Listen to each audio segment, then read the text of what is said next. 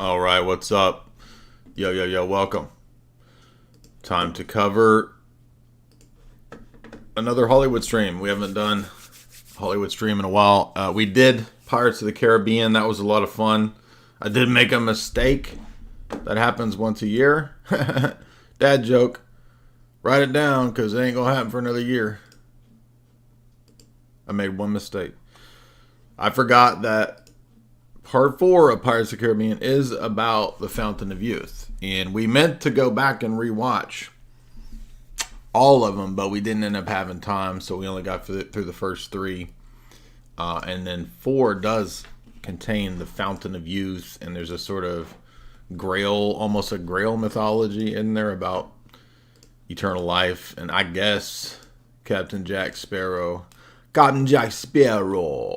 am I broken? I guess he's eternal now because he drank from them Florida water fountains that we got that make you live forever.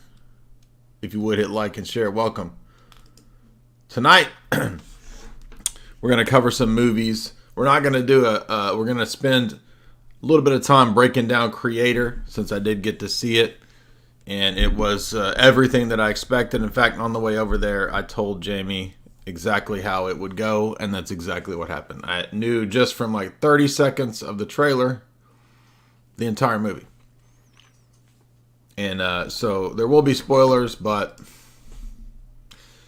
it's not that amazing of a movie. So there's a lot of critics that are promoting it, a lot of people talking, a lot of jibber jabber going on about oh, finally we've got a new sci-fi epic.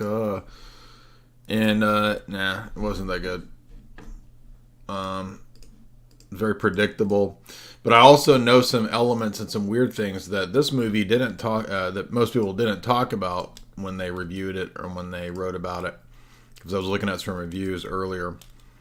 There is a lesser known Arthur C. Clarke story that I think influenced this Buddhist-ish plot. So we're going to have, when we get to Creator, we'll notice some Platonic elements, Gnostic elements, Buddhist elements, all in one. And that'll be a fascinating deep dive. But first, we're going to talk about some of the other forgotten Plato's Allegory of the Cave, Gnostic, Platonic messages in films. What are some of the most Platonic Allegory of the Cave films? This is its own kind of little genre. I've been meaning to do this stream for a long time. We won't hit every one of them, but we'll hit some of the key ones and some of the ones that are forgotten. Some of the Plato's Allegory of the Cave stories that you probably have seen or haven't seen. A lot of reuse of this narrative. And not every sort of Platonic story is identical to the Gnostic story. There's a lot of overlap. Let's give a little bit of a caveat. I understand for the philosophy nerds out there that Neoplatonism is not identical to Gnosticism. And I understand that Plotinus wrote against Gnostics because he disagreed with the idea that the existing world was an evil trap. But he did think that the existing world was the lowest of the emanations and that we needed to get out of this one and back to the original monad, henosis, or to the original one. And so both of them share an idea of a diminished status of the world that we inhabit. The difference being, of course, that Plotinus doesn't think that our world, which is the lowest sort of emanation, as you scale your way back up the emanations to the one to achieve perfect unity, he doesn't think that ours is bad, it's just the lowest. But for the Gnostics, as you I'm sure know, this world is a prison. Our bodies are prisons that are created by an evil, bumbling, buffoonish, old, crotchety-ass man known as Yaldabaoth, the demiurge, or the creator god. So, just a brief refresher here, Gnosticism comes from gnosis, having knowledge, and so their view is not really focused on morals and ethics. It's mainly about secret knowledge, and so a lot of parallels to secret societies and Gnosticism. Now, I've done lectures in the past on the history of Gnostic stuff. We went into Irenaeus's Against Heresies, which was 180 AD. You can find an old lecture that I did through Irenaeus and Against Heresies. And I covered, which, the first 200 or 300 pages of Against Heresies is this deep dive into all the multitudinous Gnostic sects that existed in Irenaeus' day.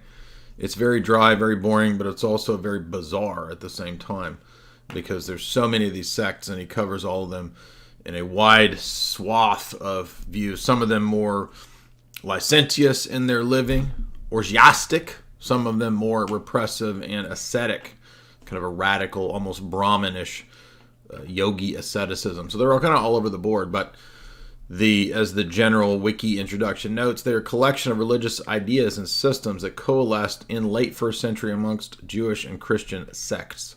The various groups emphasize personal gnosis, knowledge, above the public orthodox, proto-orthodox teachings, the traditions, and the authority of the institutional church. Gnostic cosmogony, that is where the universe came from, and how that came about, generally presents a distinction between a supreme hidden God and the malevolent lesser deity usually associated with the creator God of the Bible. This creator God is responsible for the material universe, like we said, a prison. Again, you see then the soma, same of the body as a prison, as Plato said, some parallels with Plato. Consequently, the Gnostics consider the material world flawed or evil. So evil gets substantial existence as matter, or the material prison world of time and space, which are these prisons.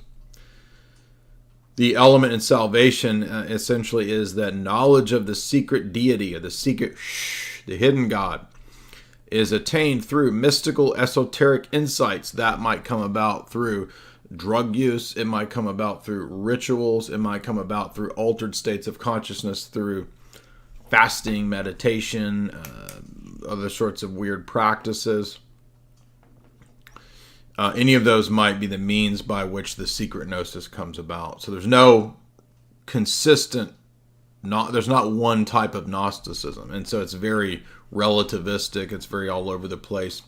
But the commonalities, as we said, are escape from the material world, escape from the here and the now. It's a prison.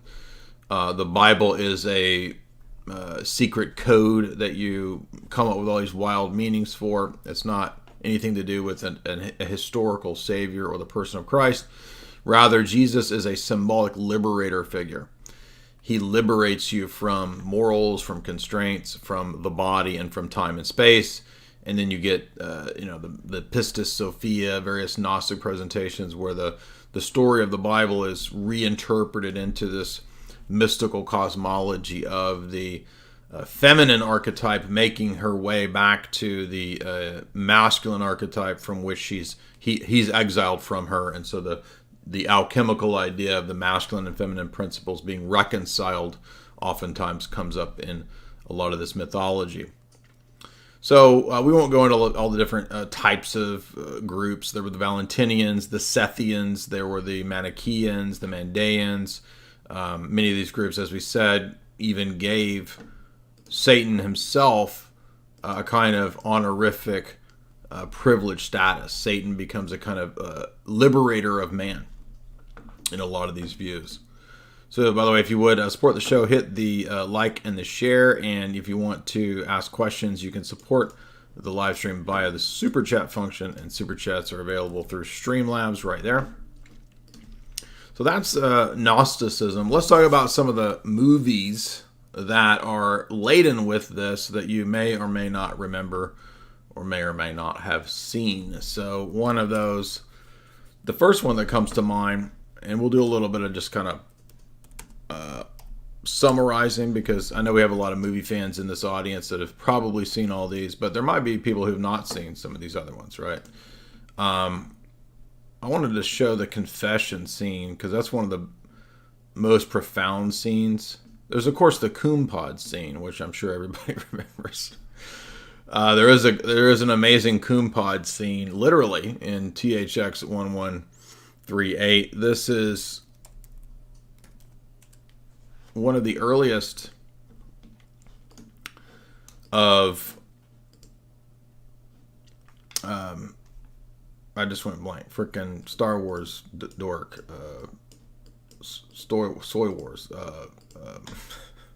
George Lucas. One of George Lucas's earliest films, as of course, is THX 1138. It is a really good film, but it's also pretty. Oops. I need to put that up higher so you guys can see the super chats. Let me move that up. Let me see if I can make that happen again. Thank you for that. There we go. Now you're up on the front where everybody can read your butt. Goat mange? Goat mange? That sounds freaking metal, dude. Goat mange! Goat mange! That's a death metal band if I've ever heard of one. Goat mange. Goat mange again. Look at that. So, THX 1138. Platonic Allegory of the Cave story. Now, if you don't know the Allegory of the Cave, I'll tell you that really quickly because, again, you're going to notice that it relates to to Gnosticism as well. And Plato's Allegory of the Cave is a famous story that, in summary, we, in this world, inhabit a kind of prison structure.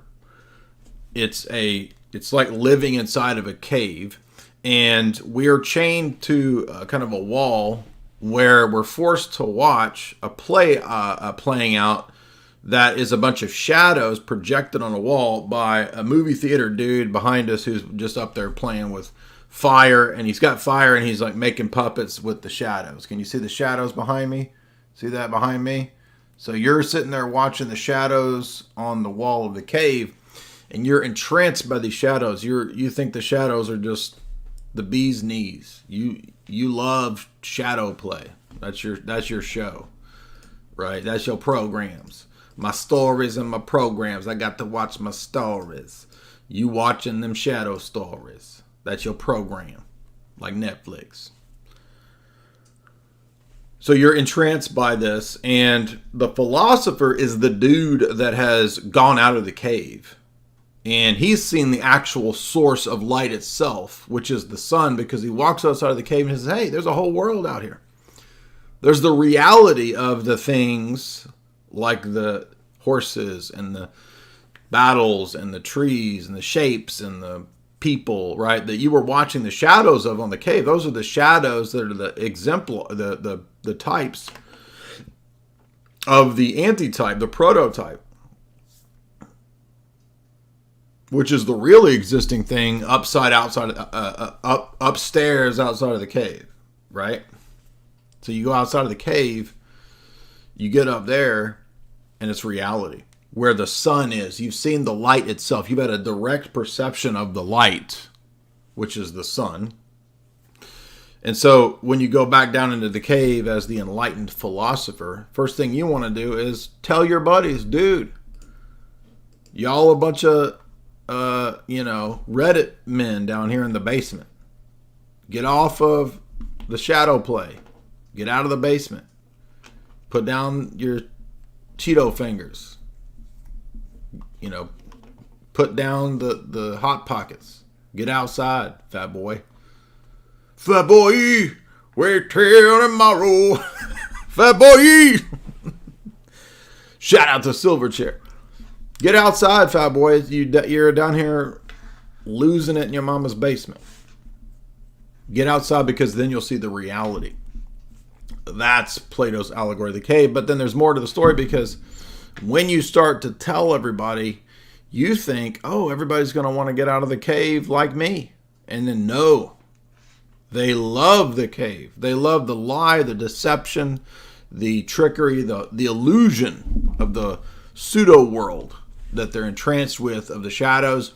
And so ultimately the philosopher, as the enlightener or the attempted enlightener, gets punished. Stone that man, because he's trying to take away our cave pod. I'm cave podding, right? Trying to tell you to get out there and get the real thing. Ain't nothing like the real thing, baby. Who sings that? I don't even know. Ain't nothing like the real thing, baby.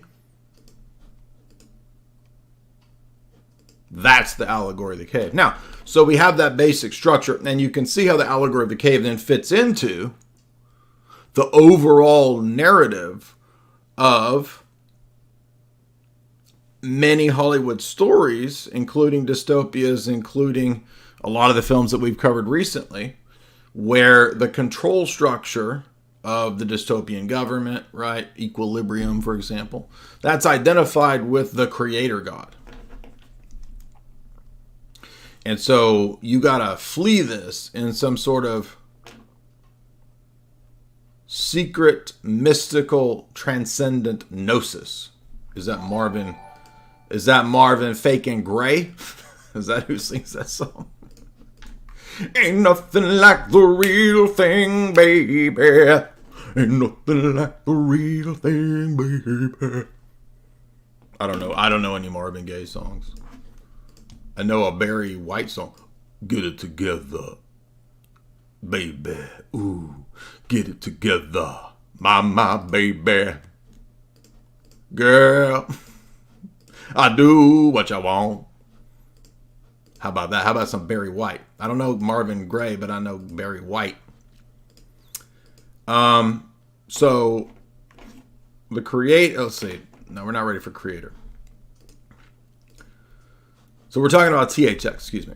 I do really appreciate so many elements of THX, even though it's a very bizarre film. So if you're expecting an exciting dystopian movie, that's not what you're going to get with this. You're going to get a very, it's a gritty slow burn, as every critic says since 2010. This is a gritty slow burn, but it's a very well done film. And when George Lucas made this, he was definitely influenced by 1984 and Brave New World and probably many other dystopian stories. There's also, actually, I've forgotten, is it Anthem? Ayn Rand actually has a decent dystopian future story that is also a Plato's Allegory of the Cave story. And I think it's called Anthem. But, of course, everybody loves to hate on Ayn Rand, and certainly there's immense areas for criticism. But not everything Ayn Rand is terrible. I mean, her book on aesthetics is good. Her dystopian story, Anthem, is also good. So, we don't have to hate everything and every author. She actually has some good stuff. But so in THX, Robert Duvall is the main character. He's sort of the Winston, right? He's the Winston who wants to kind of get out of this nightmare system. And he does better than Winston. I mean, Winston doesn't fare too well in his adventures.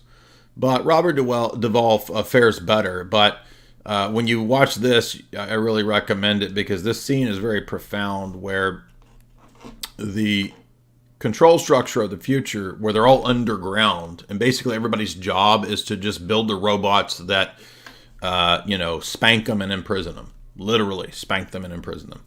So everybody's job, it's the circular economy. This will be the circular economy. Where you will create the bots and the bots will spank you. So there's the circle, right? You create the bots spank you, you create more bots. Perfect circular economy of Klaus and company. So it's very profound in that way. And because that's where we are, right? We're entering into basically THX 1138 world. Everybody's got their tracked and traced number. Everybody's controlled by big pharma drugs. So you get your daily allotment of protein cubes and, big Dr. Mario pills every day. That's basically your breakfast is a bunch of Dr. Mario pills. But Robert Duvall goes on an adventure, rebels against the system, and if you haven't seen it, spoiler alert, he does escape. So he escapes the prison planet. Escape from the prison planet. He escapes from the underground facility of the future dystopia, and what do we see when he emerges out of the ladder and throws open the manhole? But he beholds a giant sun. He's never seen a sunset.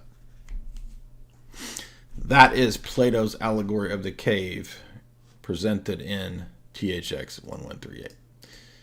But I also like this element of the AI system that runs and controls everybody in this underground facility somehow was perceptive enough to be programmed by the elites or whoever. We don't know who created this horrible underground prison, but they were perceptive enough to know that they would the control system needs a religion. And so they have an AI Jesus that you confess your sins to.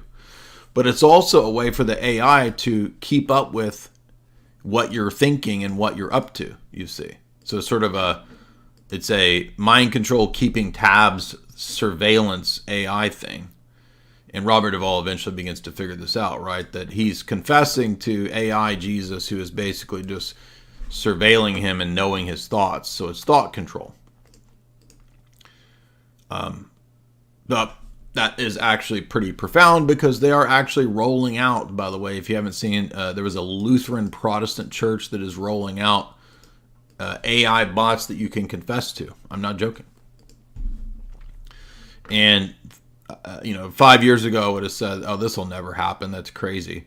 But nowadays, no, I think anything's possible. So they will probably roll this out eventually where you just confess your sins to the new future AI God that they want to roll out. And that will tie into Creator, because Creator is going to be about the AI God, or goddess, I should say. The coming AI goddess. Why would it be a goddess? Well, we'll explain why it's a goddess here in a little bit. So that's my first one, is THX 1138. This is another one. I think Jamie and I covered this. This is a fun one. It's one of the better David Cronenberg movies. Cronenberg actually has quite a few good movies. I'm not a Cronenberg hater. I was not a fan of the recent Viggo Mortensen movie where people are evolving to eat plastic. I mean, that was gross. And there's usually some gross elements in David Cronenberg films. But it's a grotesque that I could tolerate. But, I mean, Viggo Mortensen having gurgle guts, bubble guts when he was trying to eat plastic. I mean, that was just grossing me out. Or no, he was eating normal food, but he needed to eat plastic. That's what it was. So, no, I don't need to see a movie about people getting diarrhea from eating plastic. I mean, it was just, no. Hey, I got an idea for a movie. Everybody's eating plastic and they got diarrhea bubble guts. No! Don't want to watch that. Not a good movie. So this one is fun because if you've not seen Existenz, Existenz, right after The Matrix, basically. And The Matrix comes out in 98, I think. David Cronenberg puts out his version of The Matrix, you could say, with Jude Law. I was Jude Law. Jude Law is the protagonist who signs up to be a part of a new cutting-edge virtual reality game. And he gets roped into this because he thinks, well, I think he needs money or something. And he's like, well, maybe I can get some, student funding or something. I forget exactly what it is. And so he signs up for this VR game, which taps into your brain. And you go into this completely simulated Matrix type of world. And there he embarks on this wild adventure with Jennifer Jason Leigh. Again, super duper Gnostic, especially when we get to the end of the film where it literally ties it into the sort of creator God mythos. And the creator God is the evil imprisoning figure who is trying to keep Jude Law in the Matrix. And it's got one of those good twisties where you think he's out of the Matrix, but is he really out of the Matrix? And then is he really, really out of the Matrix, or is he still really, really, really inside the Matrix? You see, it's a fun mind bender from 1999. I actually think this is a good film, but it has that, again, totally neo-Gnostic narrative of the game maker, the architect of the game. And it's some kind of like Silicon Valley dude, right? Is the stand-in for the creator God. And usually in these narratives, the dark, hero archetype figure, the liberator figure, the protagonist who liberates himself or others or the revolutionary movement from the imprisoning world. Typically, he has to unite with his feminine archetype companion. So again, the rejoining of the masculine and the feminine together is what supposedly can defeat the overriding archon deity that's imprisoning everybody. So if you've not seen Existenz, I do recommend Existenz. It is a good movie. Not every one of these, by the way, is good, but quite a few of these are pretty good. The 90s, for some reason, was rife. Let's get these nasty people out of the chat. Gross, dude. The 90s was rife with a lot of this technocratic, hacker, Gnostic theme, right? In a lot of films. And again, Existenz is right after The Matrix. I should mention The Matrix just because we're not going to spend too much time on this because everyone has seen The Matrix. This has been discussed and dissected, delved into many, many times. I've written chapters on it. We've done many breakdowns of the trilogy. But, of course, The Matrix has the architect as the creator figure, the old white-haired dude that must be rebelled against by the anarcho-communo, Eastern mystic influenced Neo, right? Neo is the Luciferian figure who fights against the imprisoning structure of the Matrix, and everybody knows the story, how it goes. He eventually has to sort of allow Agent Smith into himself. Sometimes then people argue that Smith is actually the liberator in the end and not Neo, or there's a synthesis of Neo and the Matrix, right, to produce eventually the overturning of the architect and the liberation that occurs. I'm not even going to go into Matrix Resurrections, but do you believe? Do you want the red pill or the blue pill? What is the real? That's my Morpheus for the night. Whoa! That's my Neo for the night. I need a gun.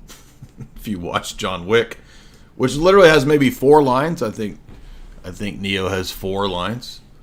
I need a gun. I'm gonna need a gun.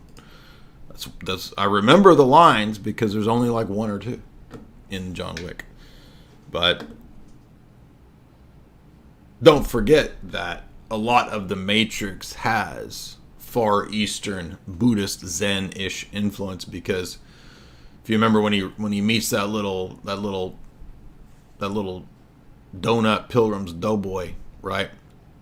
Remember the little bald doughboy that says, "Don't bend a spoon, bend the reality around a spoon."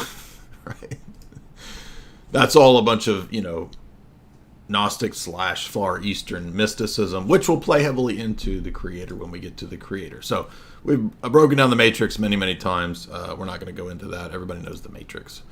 But also from late 90s. Again, 1998, 99, mid to late 90s. Packed with neo-Gnostic, Platonic, hacker, Matrix simulation worlds films. And we're not even done. There's many more. Next, we come to the classic from the late 90s with Rufus Sewell and Jennifer Connelly, Dark City. And I'm sure that you are familiar with Dark City. I won't go into too many details, but we start to notice here, I think this is in The Matrix too, but in Dark City, if you don't know, Rufus Sewell wakes up and he doesn't know how he got to the place that he's in, and there's like bloody spirals everywhere in a room, and he looks like he's killed somebody. So he's being blamed for something that ultimately, he didn't do. And so he embarks on this neo-noir sci-fi journey to figure out what's going on. Why is he imprisoned in this world? He has amnesia. He doesn't remember. The amnesia element is also an important Platonic and even at times Gnostic element, because a lot of for example, Platonic philosophy is based on the idea that we were once in the realm of the forms with the monad or with the one.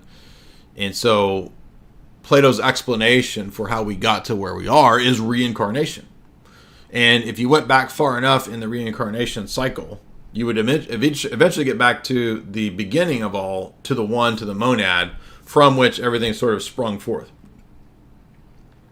And so our goal in getting out of the cycle, the cycle of creation, or the Hindu cycle, right, of reincarnation and rebirth, is to get back to the one, to ascend out of this dimension or this reality back to the one, to the monad. And you'll find that same idea present in a lot of world religions, ancient Hinduism, etc. Meditating or achieving enlightenment to return to the unity, to the absolute, to the one, to thusness, right? All of that. Well, a big part of what Platonism posits is the remembrance from whence we came. So the mysteries of Platonism is a mystery religion in my view, if you don't believe that. We got into that in my philosophy course lectures that we did with Richard Grove, and you can get access to that in the show description. My 12 lecture course, 30 plus hours. It's the philosophy course at the Autonomy Agora Marketplace. And so I'll put this right here. You can get access to the philosophy course there that we did with Richard if you're interested in learning. That's always available. You can buy it at any time. But also keep in mind, Richard has a new course that's out that we're going to look at here in a second when we plug Richard's course. If you want to become an entrepreneur, become self-sufficient, become your own boss, then Richard's course is a great step in that direction. So back to the to Dark City. These black-clad bald figures that you see here, these are essentially what we would think of as the archons. These are the controlling entities out of Gnosticism. The archons are the beings that are tasked with serving the creator god, the bumbling fool, buffoon, tyrant god, who has this mindless horde of archons that are sent out to control reality for him because he's jealous and envious and all this stuff. And so the creator god has all these sort of creepy bald Uncle Fester dudes running reality. And as Rufus Sewell goes on this journey of discovery and enlightenment, he goes through an actual process of initiation, as I argue and when I analyze this film in the past, to eventually facing off against the archons and then overcoming them through his own innate apotheosis. And this also, I think, parallels with his union with J-Con. So he needs Jennifer Connelly as his feminine principal archetype. And in this union, he overcomes it and basically escapes the Matrix. He realizes, shocker, or spoiler alert, that Dark City is actually a superstructure alien entity in space. So it's this giant city that exists floating in space as a spaceship. And he's really imprisoned on this thing. And when he overcomes the archons, he now becomes the creator god. He's achieved apotheosis out of this Dark City. So if you've not seen Dark City, I recommend it because it is a super neo-Gnostic film. And in fact, the director in interviews himself has said this is absolutely a neo-Gnostic film if you've not seen it. So also, once again, if we're getting it from like 97, 8, 9, was just loaded with simulation neo-Gnostic enlightenment motifs. Another one of these, another neo-noir, just like Dark City, just like Existenz, neo-noir sci-fi, is 13th Floor from Roland Emmerich. And this one is a little different because even though it's a simulated reality, it actually takes place, I think, in like the 30s or the 40s. And so it's 30s or 40s Los Angeles, but we know from the outset that this is a simulation that the guy's going into. And so, spoiler alert, it's another one of those, I've woken up, but have I really woken up? Am I still in the simulation? Are we just millions of simulations down like infinite turtles? Or are we ever actually out of the simulation? I won't spoil it for you beyond that, but it's most of the film takes place, in like 40s LA. So it's not really, it is a science fiction story, but it's more of a detective drama taking place in a simulation in like the 1940s. So, but it is a good film. I wouldn't say it's the best film ever, but it's worth watching. And of course, the main character has the same sort of awakening process, and figures out, well, maybe I should actually live in a simulation where I get Gretchen Mol, right? The forgotten 90s chick who I think was like, they thought she was going to be like the next A-lister woman, and then Gretchen Mol basically got sort of forgotten. I don't know why. Maybe she didn't like Hollywood, who knows. But quite a few figures from the 90s era that were, sort of like, oh, here's the next big A-list gal. And then for whatever reason, they sort of disappeared. But I do recommend 13th Floor if you're interested in just a sci-fi of this same Platonic sort of narrative. I forgot to put this one on the list, but I'll add it now. The Giver. This is a famous book that I think a lot of people, young adult readers, have read.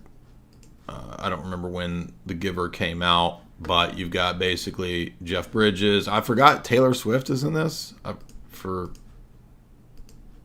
maybe a minute. Is she in it? Maybe she's not in it for very long. I don't recall. But future dystopian world, and everything's controlled. I think there's a genetic control.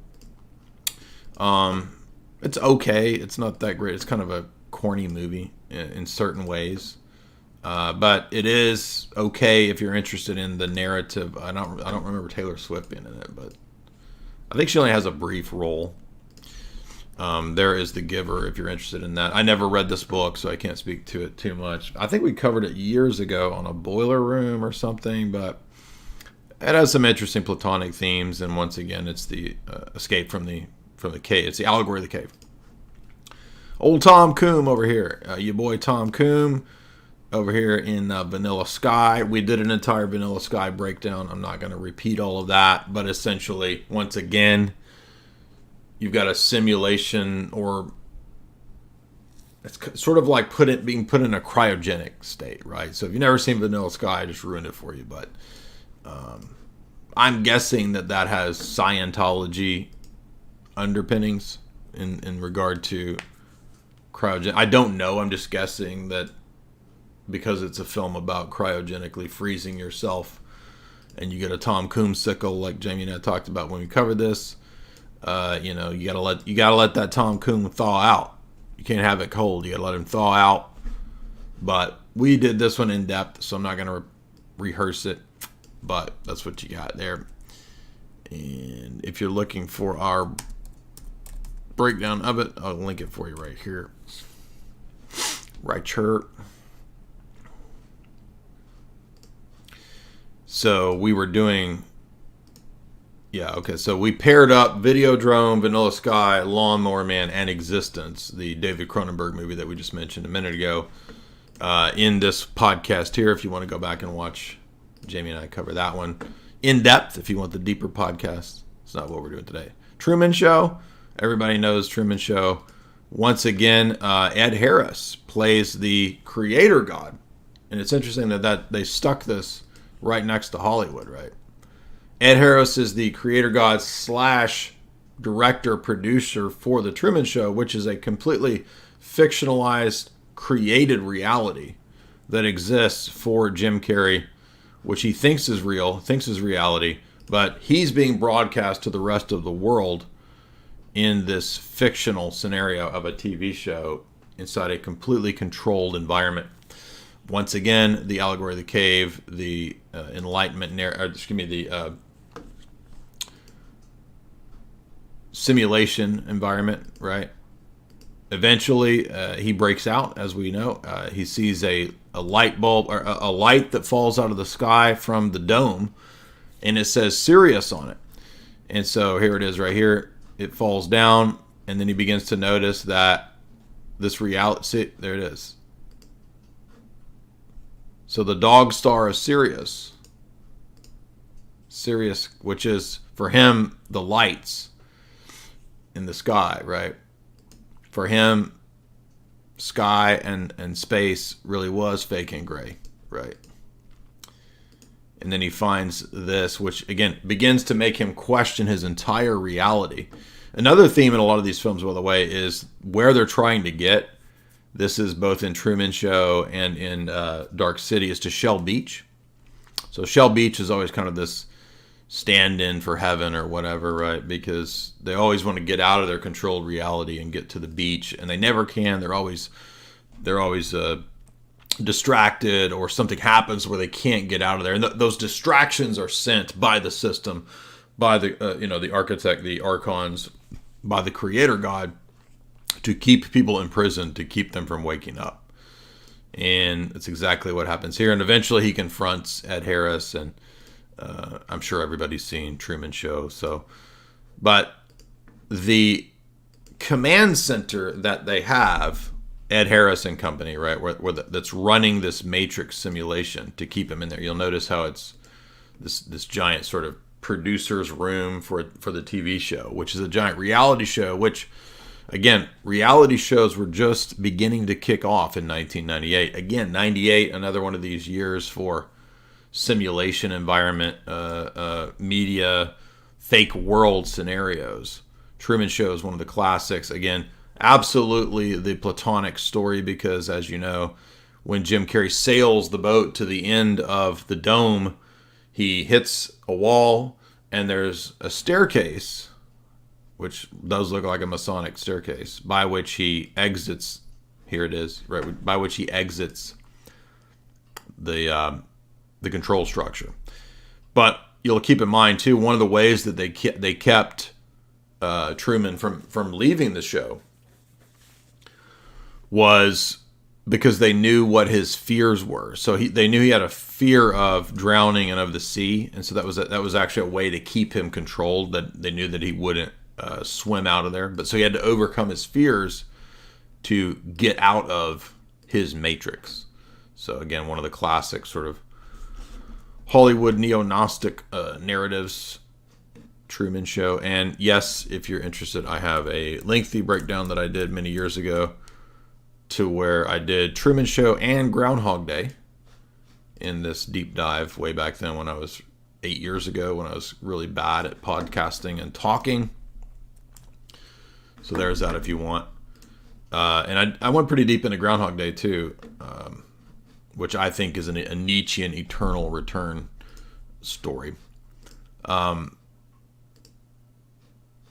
Before we do that, though, I want to talk about our good buddy over here, Richard, our sponsor. Richard has a good thing he'd like to talk to you about, and you can support our show by also listening to what Richard has to say right here from Autonomy University. So let's see what Richard says, and then we'll get back to some more of the movies. Now what? What can you do? Well, if you want to escape the apathy, step right this way. So twice a year, I teach a course called Autonomy. It's a 12-week personal development and training course. What people get out of it is multifaceted.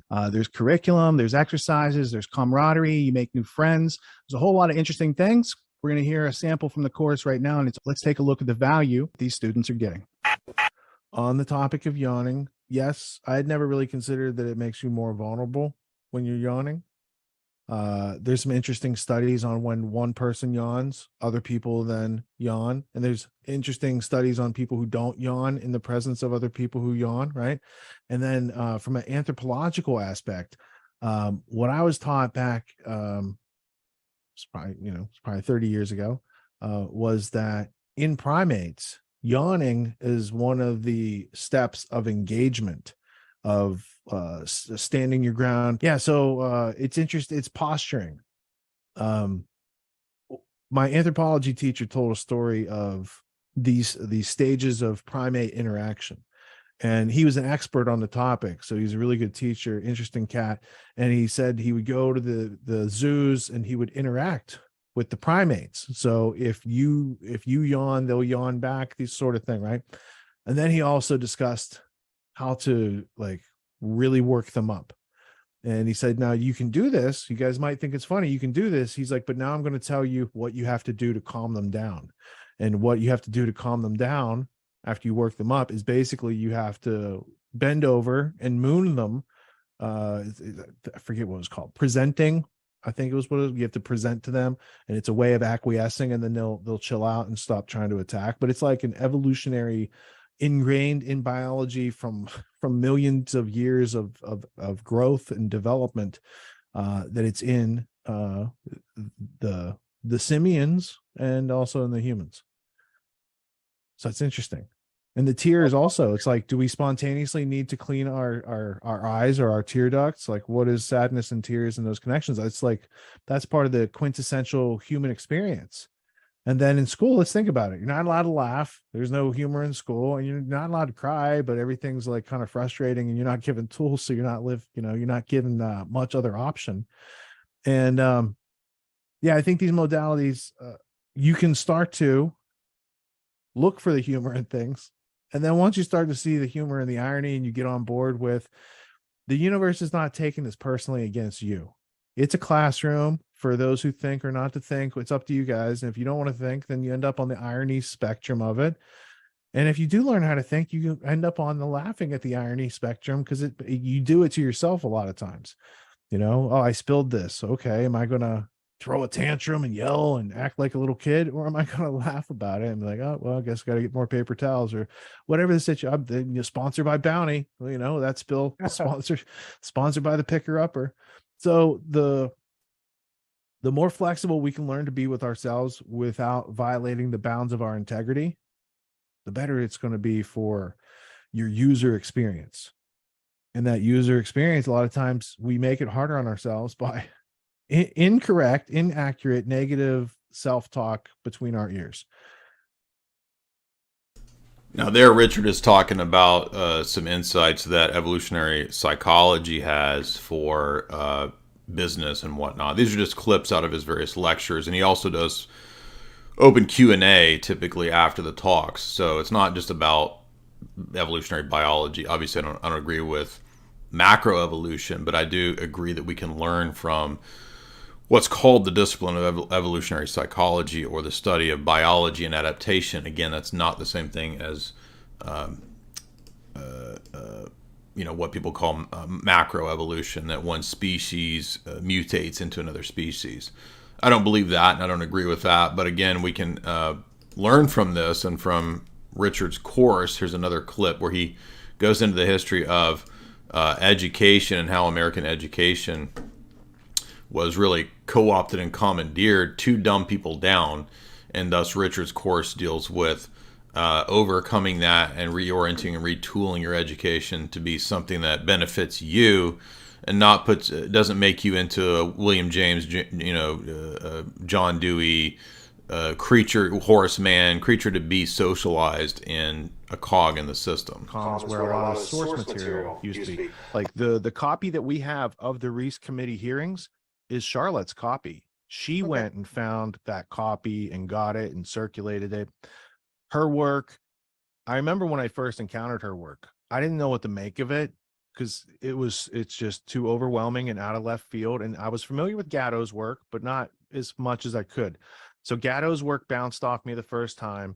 I saw Charlotte's work. I was like, there's something here, but I don't know what it is. I did some more learning, discovered like Tragedy and Hope and Anthony Sutton's work.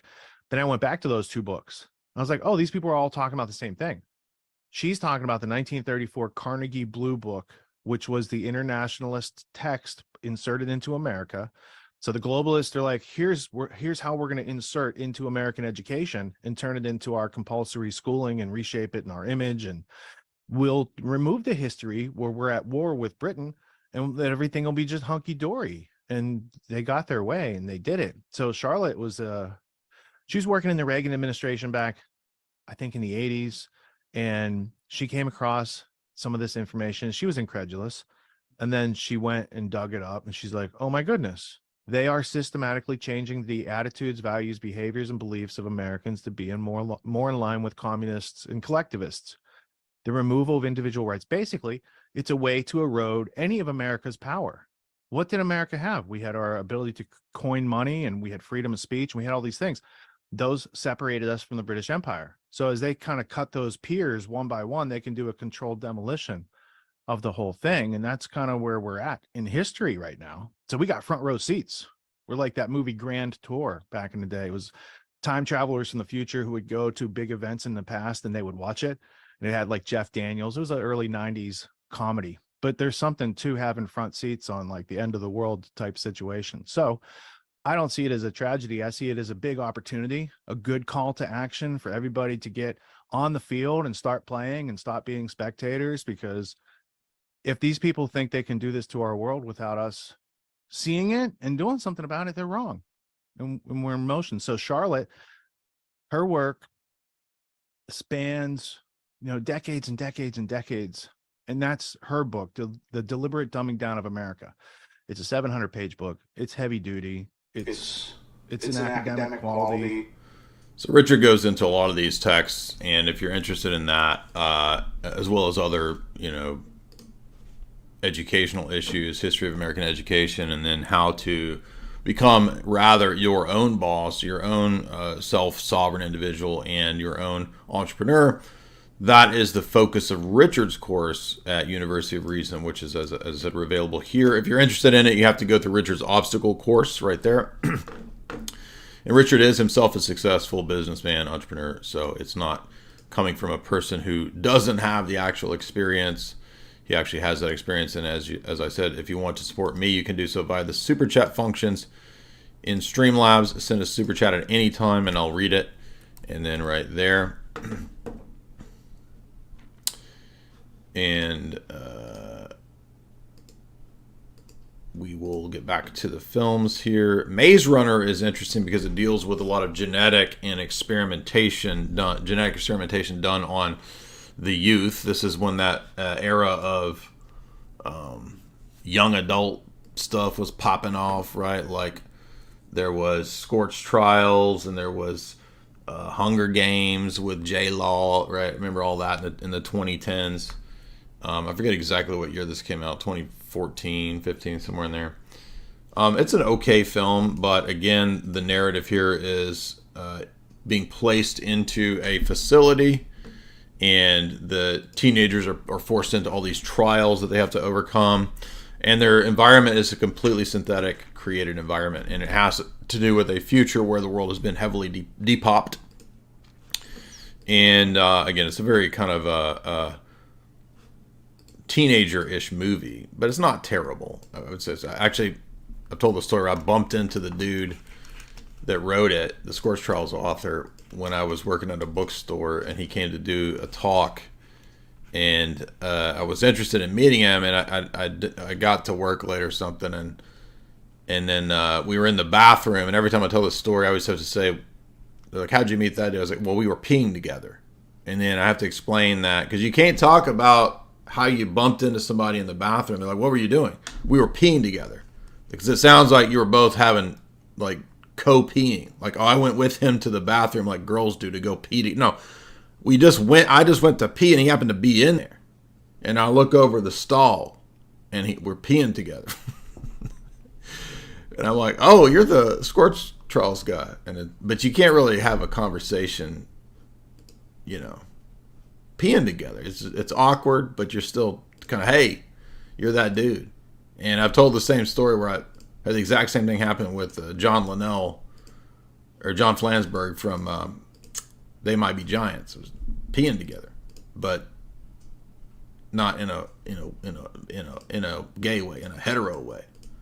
Just at the stall is all I mean. Yeah, Maze Runner, exactly. Maze Runner, Scorched Trials. That's the first one. The little finger. Remember the little finger? The little finger. Khaleesi.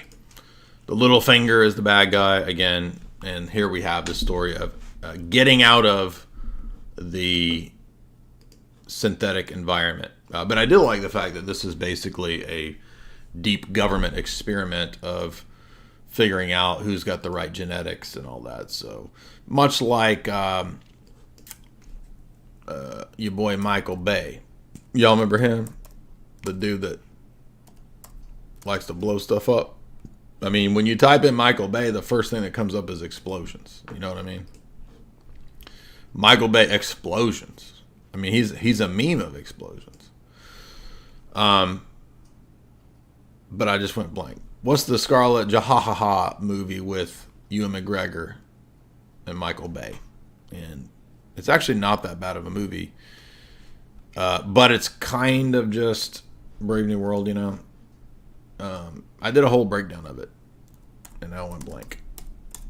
But it's also a escape from the Matrix / Neoplatonic kind of story. However, y'all help me out. What's the name of that movie? I just went blank. The Island. Yes, thank you so much. I'm on an island with Michael Bay.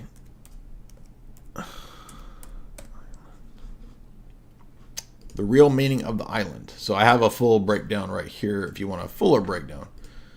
But yeah, the island is kind of a mix of a lot of dystopian stories, much like we saw with 1984 Brave New World. So it's in that same vein, but the island does have a section where when they're talking about the cloning procedure, and what they do is the clones all exist in a childlike Edenic / controlled environment where they're told that when it's time for them to be free, they win the lottery and they go to basically Shell Beach or whatever, right? But in fact, they're actually killed, and they're killed because they're harvested for their organs for their elites in the real world in a future dystopia who have bought a clone to have organs when their organs fail. And there's actually a statement in the plot, in the narrative, where they talk about the eugenics laws that were passed to allow the elite to do this. So I would recommend checking that out if you've not seen The Island. I'm sure everybody remembers the Lego movie. This movie's kind of annoying to me, but if you don't remember, the Lego movie has who as the Gnostic Archon trying to keep the people in the Lego universe under control? Will Ferrell. Will Ferrell more than once plays the controlling creator god Yaldabaoth. Not just in Lego movie, where they find the little spark, right? Chris Pratt basically is the liberator figure who gets them out through finding whatever that little spark is. Spark of freedom, or I don't remember exactly what it is, but, you know, it's totally a neo-Gnostic narrative. 100%. Everything is awesome. Everything is cool when you're part of a team. Everything is awesome. Remember Tegan and Sarah? So, support the show. Where's all the streamers? Where the super chatters at? We got Stingy Night. Everybody's on stingy time tonight. We got 300 people in here talking about Gnostic movies. And everybody's stingy. Support the show if you can via super chats. I keep thinking Reach for the Top is a movie. No, that's Richard's video. Yeah, Barbie. So once again, just like in the Lego movie, Will Ferrell plays the Archon creator god who attempts to keep Barbie in the Matrix as well. This one was 100% super Gnostic feminism, as you know, as we covered. I want this trailer. Yeah. You know, we did a whole breakdown of this. I'm not going to repeat all that, but once again, Will Ferrell playing the Gnostic creator god who, when he's not able to put Margot Robbie back in the box of being a traditional woman, the Barbie figure goes back to Barbie Imaginal Land and reinstitutes the feminocracy, the gynocracy, if you remember. So it's the most super ultra feminist movie I've ever seen. Anybody saying that this is Christian and not feminist is completely dumb. I mean, here's Will Ferrell as your Archon creator god, patriarchal figure trying to keep the women down. And then Barbie goes back. Once Ken has become a manosphere guy, Barbie has to come back and set things straight. She has to put him back in line, right? Because he becomes a manosphere dude. Literally, it's actually referred to. He checks out books on men's rights. Ken does, and then he goes back. And the manosphere, setting up the patriarchy, means laying around, watching football, drinking beer, just, lame shit, right? And then Barbie and the women, the Barbies reinstitute the feminocracy. And so you'll see that parallel, as we just covered, between a lot of the feminist ideology and liberation often ties into Gnostic philosophy and liberation philosophy as well, because the idea is that to invert all of the patriarchal structure, you need to raise up everything that supposedly is oppressed, women and so forth, right? They need to overturn the natural order to achieve liberation and freedom. And we covered a lot of those lunatic, female deluded savior figures on the 4th hour of Lord Voldemort the other day, from the Fire in the Minds of Men book, where, it should be pretty obvious that the rise of feminism in the 1800s, the more radical versions of it, where it really starts to kick off, most of the proponents of it, like Flora Tristan, these women like this, they had these delusions that they thought that they were a female Jesus. I'm not joking. And so Barbie is basically a kind of female Gnostic archetype figure. And that's exactly what I covered with, was it me and Jamie? I forget who. We did a whole Barbie stream about, we did the dark goddess savior archetype here, right? With Ghost in the Shell and other films like that. And you'll notice that Gnosticism was prevalent in those films as well, just like when we did the transhumanist films, where we had, John Depp, top 15 Hollywood AI transhumanist films. Well, guess what? They're also Gnostic films. So there's those, if you didn't even know. If you didn't even know. So now let's get to the creator. I think I covered most of the... Here's my list that I came up with that I thought was pretty right. There's also Pleasantville. I'm not a huge fan of... I don't think it's that good of a movie. It's kind of boring to me. But you have the basic idea that once there's sin that's introduced, I think by the Reese Witherspoon character, right? Then the world of Pleasantville becomes colorful. So you need sin, supposedly, in order to have fun or to have, vibrancy, life, creativity. Color comes through sin. That's actually what the story's about. That's literally the narrative of the movie. That's not my interpretation. That's actually what it's about. So again, where my super chatters at? Yes, you could also do Fifth Element. We did a whole breakdown of Fifth Element as well. Tonight's list, I don't guess, is completely exhaustive, because there's always another Gnostic narrative somewhere. A lot of the Black Mirror episodes, which we covered here in this podcast, you could find there. But we did Fifth Element 3 years ago. Here's me and Jamie doing Fifth Element right here.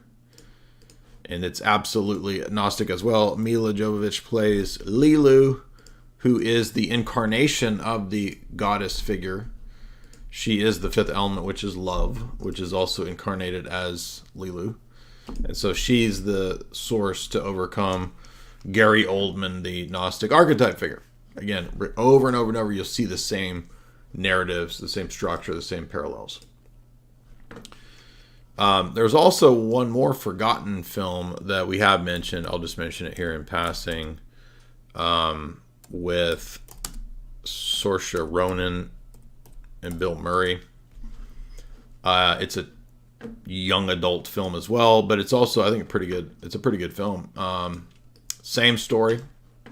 You have a time capsule where there's a secret that's been hidden from everybody, and the youth discover the secret of the underground city. It's very similar to THX 1138, but it's also a lot of really well done art direction, really good cinematography, sort of a secret society narrative going on to suppress the truth. And then when they discover what's really going on, there you have, as you can see, the path out of Plato's allegory of the cave, basically, right? So it's another allegory of the cave structure story. I recommend it just if you're looking for a decent film. But again, neo-Gnostic parallels. Now let's talk about the creator, because everybody's talking about this as if it's this sort of great new sci-fi app. I mean, it's getting some hate. It's not getting total love, but the critics, for the most part, really love it. Obviously, it's about a 6 or a 7 on the woke scale, in my view. But I do want to mention, before we get to it, a lesser-known story that I bet maybe one or two people have read it. But have you ever read the Arthur Clarke, who was himself an illuminist creep? Have you read his story, The 9 Billion Names of God? One day, Jamie and I we were researching Arthur Clarke stuff. We came upon a sort of a random, obscure Arthur C. Clarke story, The 9 Billion Names of God. And we'll go into this a little bit because it's relevant to this creator movie. I don't know if the writer or the people that came up with it were familiar with this or not. This is just my own association, that this is what it reminded me of. And we're going to notice the parallels to the Buddhist thought in this, as well as parallels to other Arthur C. Clarke sort of illuminist philosophy. Of course, Clarke wrote 2001: A Space Odyssey, The Sentinel, a lot of what went into, the Kubrick story. Kubrick changed the plot a little bit for 2001, but Clarke wrote 2010, which is all about Luciferian initiation, and 3001, which is about full-on transhumanism, because Hal and Bowman unite to become Halman in that story. Arthur C. Clarke also was reported to be kind of chilling and hanging out in the Crowley circles. So I don't know if that's ever been... I don't know, that's for sure, but I don't know if he actually went to the Abbey of Thelema, but I wouldn't be surprised. There's rumors that he did, but it's not surprising, because, of course, Crowley was also hanging out with Huxley and partying together with Huxley. So again, a lot of these people are running in the same circles. And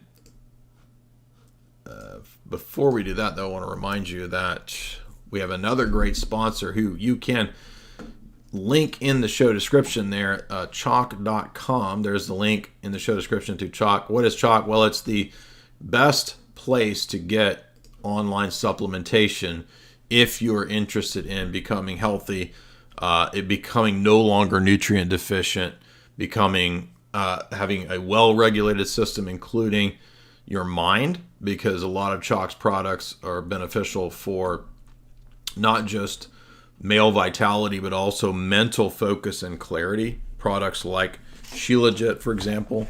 If you head on over to chalk.com and use the promo code J50, that's JY50, you can get 50% off all of those products, including the mitochondrial energy production product known as Shilajit. Promotes lean muscle mass. It helps the body absorb and use CoQ10. Promotes circulation, including nitric oxide production. It supports collagen production, make you look pretty, to make you look like a fancy boy on the internet, a diva, as some have said about me. It is patented and has been the subject of 8 different studies, which you can read over at chalk.com if you're interested in seeing the actual research over there. But again, this is great for testosterone support. If you get the Shilajit, Tonkat Elite, that's what you see there. That's great for boosting testosterone in guys. Girls can also take this. It actually can up the ladies' metabolism and mojo too. But daily, that's great for making up for nutrient deficient diets that we have, right? So it's an overall approach to being nutrient proficient and not deficient. For the females, you can get the female vitality stack as well. There's the Shilajit that I just read about, the pros to Shilajit. There's also Irish moss, great for sort of balancing out the ladies' hormones, as well as the ashwagandha. See, I think I do have some new facts here on that to mention really quick.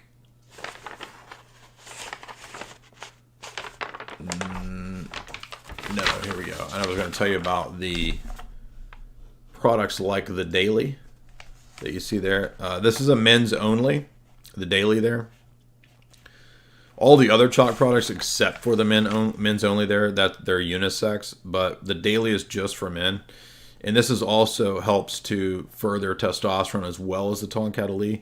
It enhances focus by promoting dopamine reception. The testosterone here is extremely important for mood, motivation, and confidence. So this is really an overall approach to testosterone boosting. Again, promotes circulation increase through nitric oxide production. Again, that helps with your mojo. This supports mitochondrial energy production as well, and collagen. So definitely, if you're a dude, you want to help boost this. You want to get on the right. You want this. You just trust me. Head on over to Chalk. You don't have to get this. You can get basically any of the products on their own as well. So you can find all of that over here as well as the studies over at chalk.com. Use the promo code J50 to get 50% off. Also use the promo code J53Life to get 53% off all recurring subscriptions. So let's get back over here to Creator. Now, let's talk about the overall structure of this story, which we have basically this brother who is on a sort of a black ops mission, right? He's sent on this black ops mission. As far as we can tell, we don't know exactly what's going on. And he's got him a nice Asian lady that he has put a bun in the oven with. And we think everything's going good. We think they're having a nice time. And then a bunch of what look to be future Marines invade and basically blow everything up. And we find out there's a giant drone, which is known as Nomad, which is run by the new reconstituted America of the future. And the reason that they've created this Nomad drone is because at some point in the near future, from where we are today, there was an AI nuke that went off. And basically it destroyed LA. LA was nuked, killed 1 million people. And so the American government reconstitutes and bans AI. AI finds refuge in Eurasia, particularly in China. And so the U.S. declares war on China over AI, and the U.S. creates, as a product of the military-industrial complex, this giant mega drone, which is a weapon that kind of floats like a giant sort of Neuralink over countries. And it basically can bomb any place as a super mega decapitation weapon.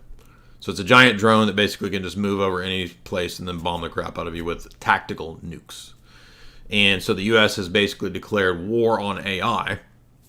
Now, all of this, I think, is a pretty interesting plot line, right? This is not the standard kind of sci-fi jibber-jabber that we get with AI, but stories and narratives. But so far, this was pretty good. And for the first third of the movie, I was like, this has a lot of potential to be pretty badass.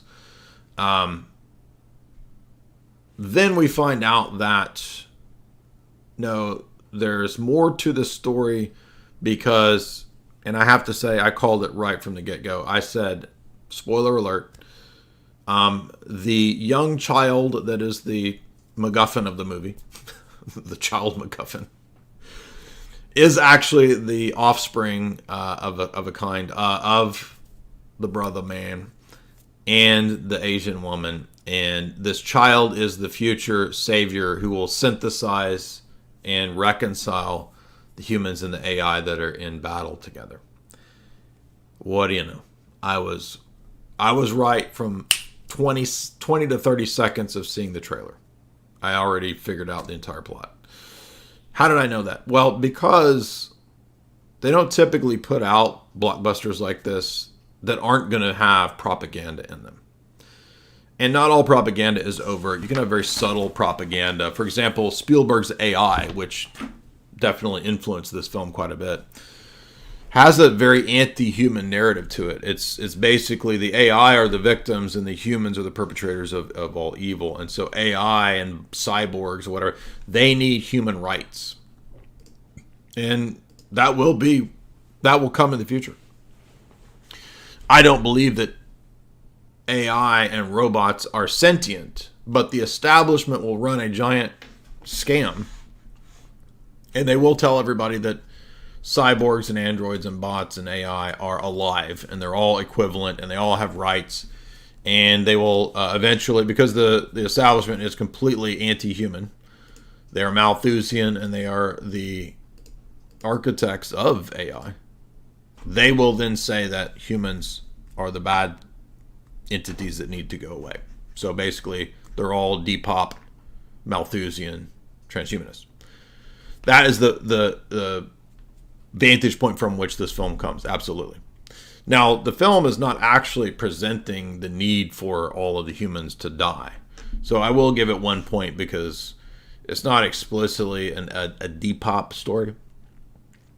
Because you think early on that the AI want to depop everybody, right? You think, oh, the AI, it's Skynet, it's Terminator. So the first third to half of the movie was pretty good because you're thinking that it's that kind of a story where, oh, this is going to be another Skynet. You know, Skynet's trying to take out all the humans. We've seen this story before. And then it flips. Turns out, no.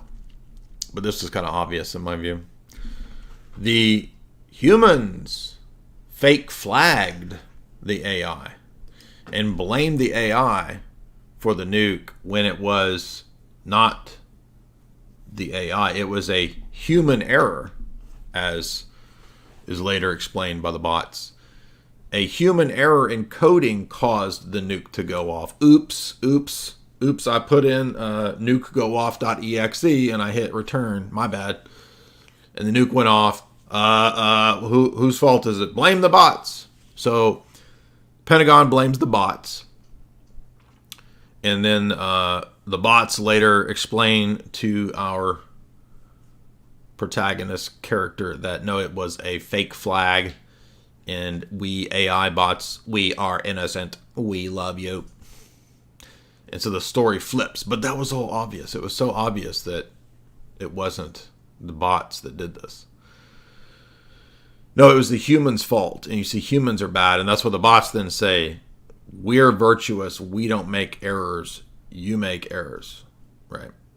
Now, that's the overall plot. And then we find out, spoiler alert, that the child of the AI, the child of the black guy and the Asian woman is not exactly his child, but she took from the baby that they were gonna have, and she modeled a new fetus that would be an AI that could grow and mature.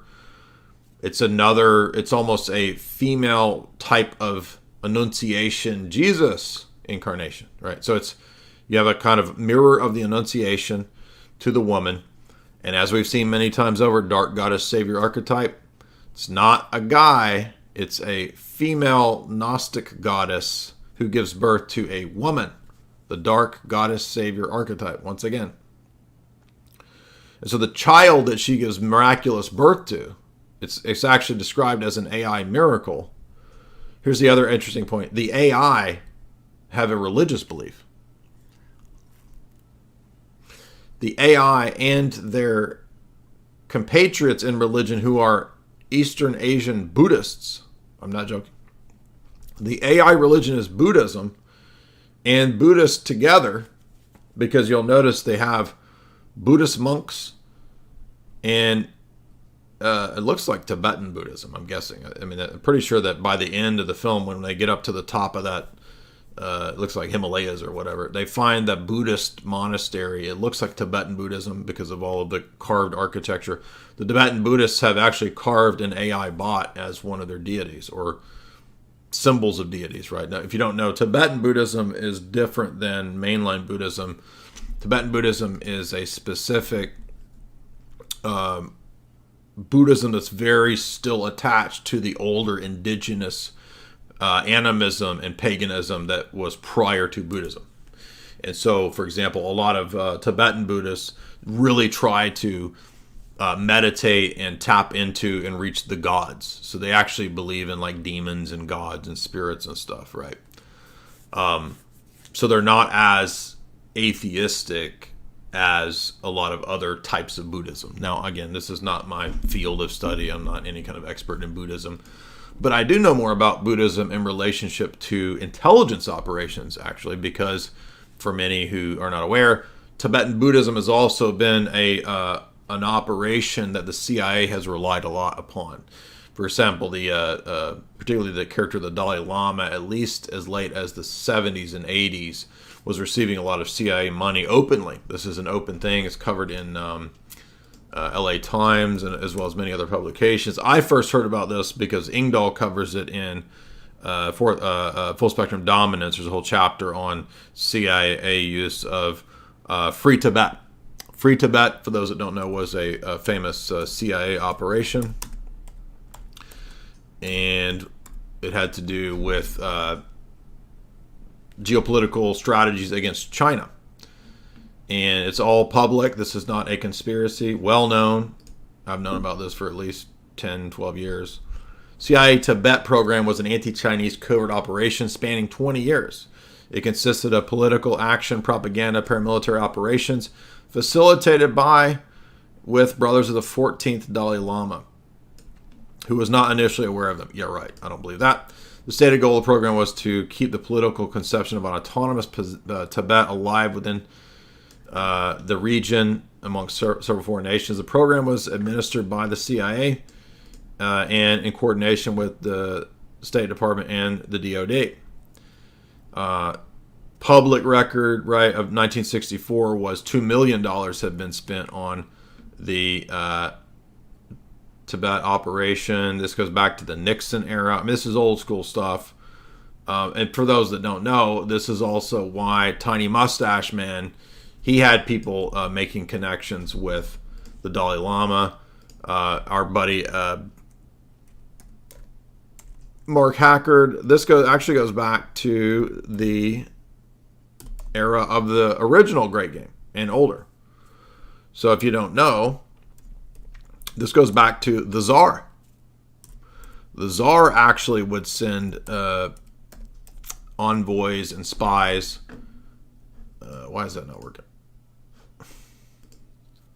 Hopefully Espionage History Archive isn't down. Anyway, but there's an article at Espionage History Archive on the Tsar and Tibet. So this is actually an old geostrategic strategy for many empires to try to have influence in this region. Obviously, why? It's amazing. It's a very important location, is what I'm trying to say. And it doesn't just go back to the CIA. It actually goes back to World War II with Tiny Mustache Man wanting to have influence with the Dalai Lama at that time. And it goes back to the Tsar, and I'm sure it goes back even older into olden times of spy stuff that few of us even know about. Anyway, so that's the CIA Tibet program. You can find a lot of old articles that discuss this. CIA in Tibet, Small Wars Journal. This is a famous journal covering this.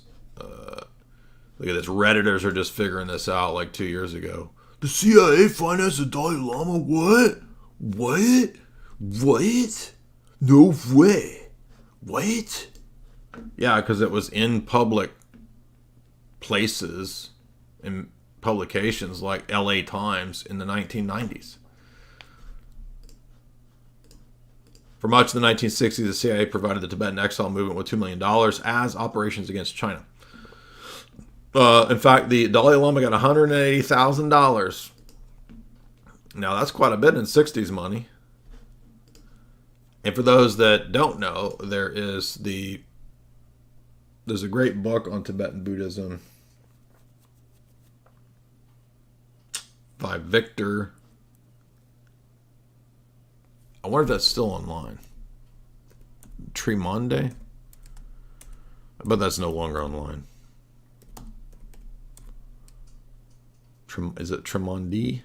I don't know if it's that guy. Let me see if I can find that book.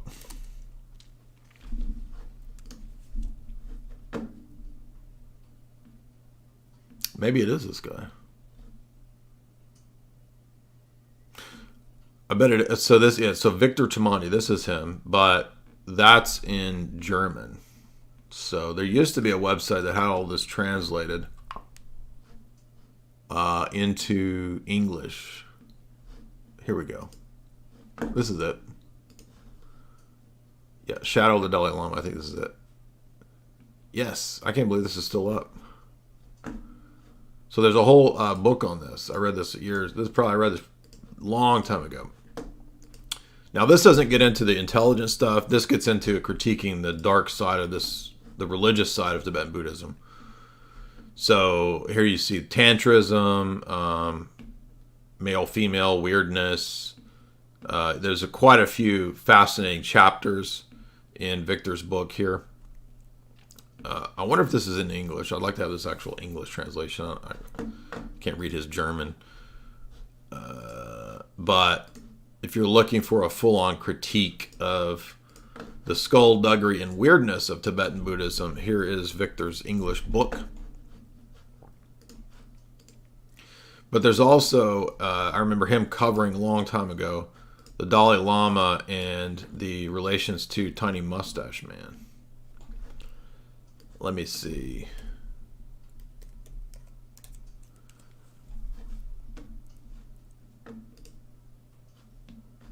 And you're saying, well, how does that relate? Well, yes, it does relate to Himmler's trip, right? Everybody knows about Himmler sending the delegation to try to find the ascended masters and all that, right?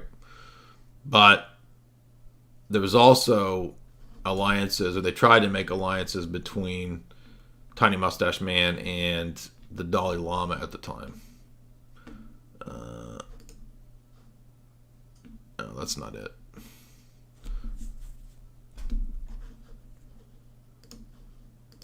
Anyway, and you could see why, because right, the Dalai Lama is in that region supposedly where a lot of the Himmler mythology believes that the Teutonic Aryan race descends from, right? So that mythology goes back to Himalayas and all that. That's why Himmler sends this delegation.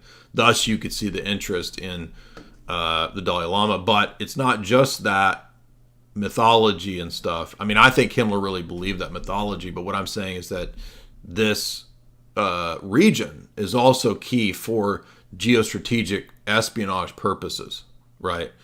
And we know that Blavatsky and other people, right, were they would engage in espionage work under the cover of going to try to find the ascended masters. And so the same thing's going on, I'm saying, with Dalai Lama. Anyway, I don't know. How do we get on Dalai Lama? Oh, that all underlies a lot of the philosophy going on in this movie. That's how we got to that. So Far Eastern stuff, right, here we have the notion not just of Buddhism and Gnosticism, but listen to the story that Jamie and I read a couple of years ago. This is the Arthur C. Clarke story, the 9 billion names of God. You say, well, why would there be 9 billion names of God? Well, one thing that's interesting about the names of God is that in Kabbalism, you have the idea that the created order comes to be through the power names of God, right? And so if you as an individual can master these symbols and these names, you can become a creator like God's a creator. That's a bunch of magic hoodoo. But apparently, and I don't know a lot about Tibetan Buddhism and so forth, but apparently there are similar parallels to the deeper dark side of Tibetan Buddhism with perhaps Kabbalism, and that's not surprising because a lot of the world religions oftentimes have a similar idea of the structure of the world, right? Coming to be through sound, and these are, again, probably primal logos spermaticos, right? They're traditions that ultimately do go back to the Bible, but they get corrupted and turned into superstitious, magical thinking, right? Where there's many gods, or you can become a god, right? But the idea, for example, that God speaks the created order into existence is true. But some of the Far Eastern religions then believe that if you can find those frequencies and those verbal intonations, you can become a creator god, right? You can be Paul Muad'Dib, right? You can have the weirding way, right? Which is, again, same idea.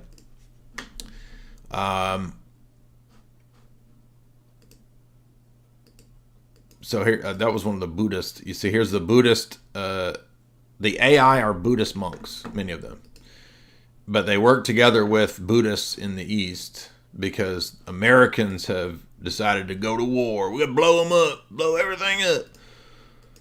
I do like this. They perfectly cast this general, though. He was one of the best, actually one of the best side characters, because he's like this perfect sort of Kissinger general guy. He even sounds like Kissinger and he looks kind of like younger Kissinger. That guy was a perfect general. They cast him perfectly.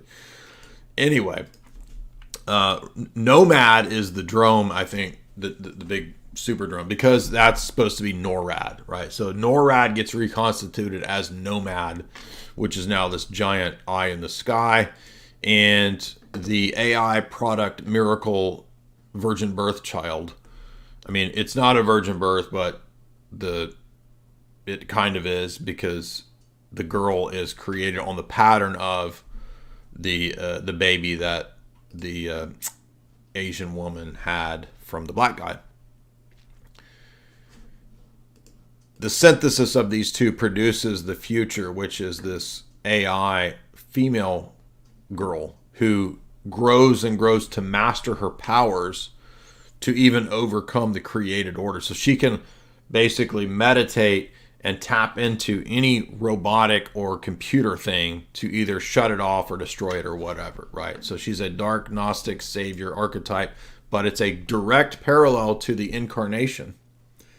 And they even have this sort of Exodus motif of, you know, when Moses floats down the river as the child that's being protected from Pharaoh killing the firstborn of Egypt. When Christ and the Holy Family, they flee, go to Egypt to get around Herod's persecution. Exact same motif here, exact same story. The Moses story, the Jesus story. But now it's a girl. It's the female Gnostic dark goddess savior archetype. Clear as day. Pretty wild. Now, what about this story that I'm talking about? Well, how does it tie in? The 9 billion names of God. It is a short story by the British-born science fiction writer Arthur C. Clarke, published in 1953 in an anthology. It's a short tale about religion, computers, and the apocalypse. The 9 billion names of God deserves its own analysis, and we're going to read this. I'll link this analysis here in a minute. I guess I should just put it up on the screen for you guys if you want. But this is a literary professor, I think, his analysis here. And so the work begins with the Dalai Lama making an unusual request of a Dr. Wagner who works in computing. The Lama wishes to hire an automatic sequence computer from Wagner's company and have it transported to the Tibetan mountains so that it can carry out these unusual functions. The unusual function is this. The monks have been trying for years, 3 centuries, to find out all of the names of God, having narrowed down the range to the possible letters of 9. 9, by the way, in the occult is a number of initiation. The features in a special alphabet devised by these monks, they now wish to discover all the various combinations by which God could be known. The computer will mean that a task which was set to take the monks 15,000 years can now be done by the computer in a much shorter time. In the next scene, we're transported to the Tibetan mountains, where an American computer engineer named George Hanley is part of a team working with the computer to complete the monk's request. The computer processes all the possible combinations of the 9 letters, printing them out in an electronic typewriter onto paper, which the monks then put into books. So here we have a new Bible almost of the AI, right? So it's like Kabbalism, but now it's Buddhist AI Bible. And remember, Noah Yuval Harari said that AI would rewrite the Bible and give us a new Bible, which is exactly what Arthur C. Clarke is talking about. The monks then scrutinize all the letter combinations and the computer produces. Hanley thinks that the monks are insane for wanting to do this, and he is anxious to return to America and leave this project behind. He talks to Chuck, who's another American working on the project, and Chuck tells him that he's discovered that the monks believe this will happen when all the various names of God are discovered. Then will come the end. So the apocalypse comes when this code is solved. They discuss delaying the computer's completion So that it coincides with their departure from the valley because they are worried about the monks growing angry with them. And their computer, when nothing happens once the computer has completed this task, although Hanley rejects this idea, they go on with the plan. 7 days later, 2 men are riding in their airplane, which will fly them back to the United States, and night falls as they travel through the darkness with the aid of torches. They discuss the computer will be putting the finishing touches on the calculations about this point, and then Chuck notices something in the sky, and the 2 men look up, and the stars are going out, and thus the apocalypse ensues. So we have a Gnostic presentation that once this machine has processed and discovered the totality of reality, namely the names of God, you get this apocalypse in the end of the world, because now the Deus Ex Machina has emerged from within the machine, within the world. God has become incarnate within the world through AI and the machine discovering all the secrets of the names of God, which is how reality is constructed supposedly through the names of God. So basically the computer has now achieved full divine omniscience and sentience. The literary analyst, we'll see what he says. Clarke's story focuses on the world of modern tech and the realm of ancient mysticism. The Buddhist monks' belief that if they can discover the 9 billion names of God, the universe will end, since the human race will have achieved what it was created to do, to find God. So God is not a personal being, it's a technology. And many Gnostic and world religions that are false do not believe in a personal God, but a God that emerges from within, a Deus Ex Machina that is like a technology. We might say that the story fuses Oriental religion with modern science. Clarke devotes a substantial portion of the first section, which, by the way, is what Theosophy attempted to do, reminding us Tibetan monks don't have reliable access to electricity, for example. So they're lacking something.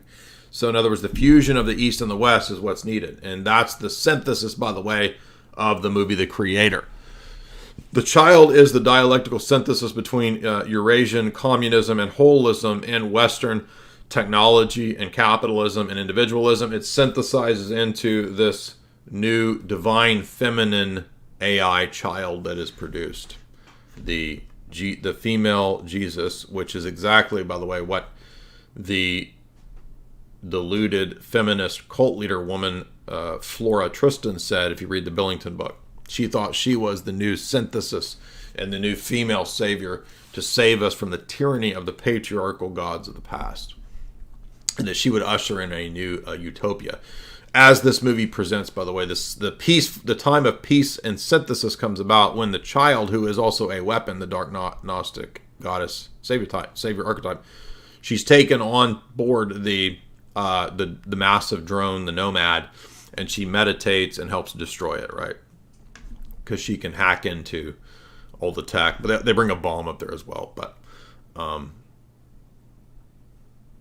back to this Arthur Clarke tale, is a tale of apocalypse, the end of the world, but rather than focus on the ecological disaster or nukes, as much of the sci-fi at that time did, Clarke's tale is about the human race coming to gnosis, knowledge of a mystical kind, which marks this supreme achievement of knowing God. Now, it's not knowing God in the sense of a personal relationship that you know a person. It's knowing God in a Gnostic sense of mastering the factual, technological knowledge of a emergent God of AI, you see. Totally different idea of what it means to know God. Indeed, there is something of Louis Bourget fiction in the 9 Billion Names of God, especially in its wry and playful fusing of mysticism with something as surprising and utilitarian as a computer. The old line, this is transhumanism, right? The old line that an infinite number of monkeys hammering away at typewriters could eventually produce Shakespeare is here given a kind of religious twist. The 9 Billion Names of God plays on the idea that on Earth we only partially know about God or a God, generic theism, not a personal God. And we will only come face to face with this when we have left this world behind, or when this world ends. In a sense, the Buddhist monks of Clarke's story are seeking to know God by word rather than by image. Words are images, so I disagree with you, Professor. But during the conversation, they draw a link between Tibetan Buddhism and crackpot preachers in Louisiana who are convinced that the world was coming to an end. So ironically, the evangelical end times people are on the same page as the Tibetan Buddhist monks. The notion that the devout want to will the end of the world so that they can come closer to God is found in many religious texts. That's actually not. I mean, we hope that that Christ comes, Maranatha, but we do not hope for the end of the world as if we want this destruction or chaos. Or that's ridiculous, right? This light is really bright, so I keep blinking, by the way.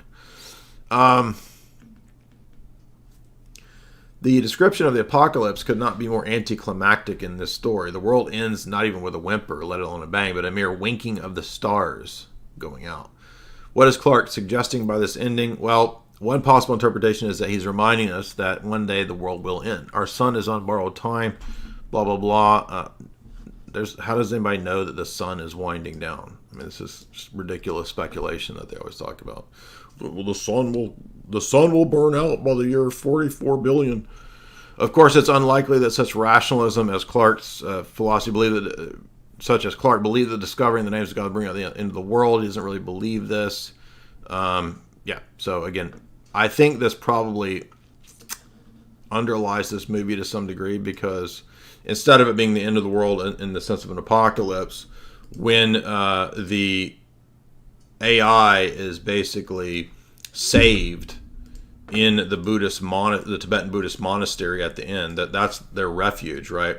So they kind of hole up in their final refuge when they're all about to be destroyed, and the mother has to pass away, and they talk about her being reincarnated or whatever.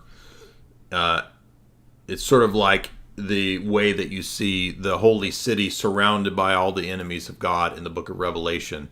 But here it's not the church, it's this Buddhist, Tibetan Buddhist temple, which is really the future world religion, I guess you could say, of this narrative, of this story. So Buddhism then, Tibetan Buddhism produces the true holy family of creator, father, friend, and mother. And that's actually, the story is told in these patterns, by the way, if you don't. So the first part of the movie is the creator, which you could argue is the black dude or the mom, because the AI worship this god they call Nirmata. And Nirmata means, I forget exactly what it means, but it's the god of the AI. And you think this whole time that it's some dude that they're trying to track down, but it actually turns out to be the Chinese woman, right? The woman who's the father to the woman that's with the black dude. So creator, and then father, who's the black guy, he's the sort of the protagonist, and then there's friend, and then there's mother. And so the narrative moves from masculine to feminine. So we end with this synthesis, again, between East and West, between male and female, that produces the humanity of the future. And the film consistently refers to evolution as the process that you can't stop. And so the process that you can't stop, that produces the apotheosis of man, is a new kind of being, right, which has these divine powers, which is this synthesis being. So it's absolutely Hegelian dialectics that produces the future Godchild, who is not Jesus, but is a woman. There you have it. That is everything that we expected it to be. I called the plot within 30 seconds of watching the trailer. And I even said that it'll be like a new goddess figure, right? I mean, this is basically like, what was the last Resident Evil? Remember that one? It was the same thing, where it was like Alice becomes the goddess, right? Kind of like Lilu. Because remember, she played the same thing. That's the game. I don't want the game.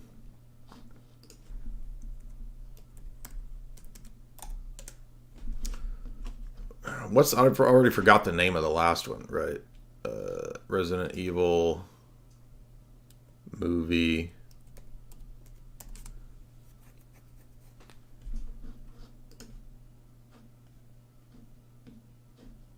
Final Chapter, that's it. Yeah. So if you remember in Final Chapter, by the way, they explained that it was the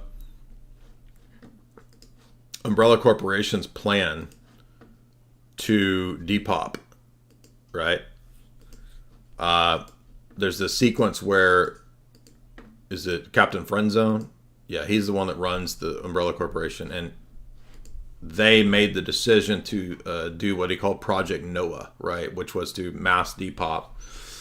But they don't care because actually Alice the whole time was the prototype of the future human, because she's a series of clones. And in Resident Evil 1, it began as her as a mind-controlled Black Ops person, right? She's a Black Ops private security force assassin who's mind-controlled, and then it turns out that she's cloned, and you never really know what the Umbrella Corporation is up to with all this, but ultimately they're mutating humans through Skynet, AI, all this kind of stuff to create a future human. And then Alice learns that she is the ultimate prototype of the future human, but when she discovers this, she basically turns on Captain Friendzone, right? Captain Friendzone from Game of Thrones. Remember the guy that's constantly trying to get with Khaleesi, and she's like, "No, dude, you're in the friend zone forever."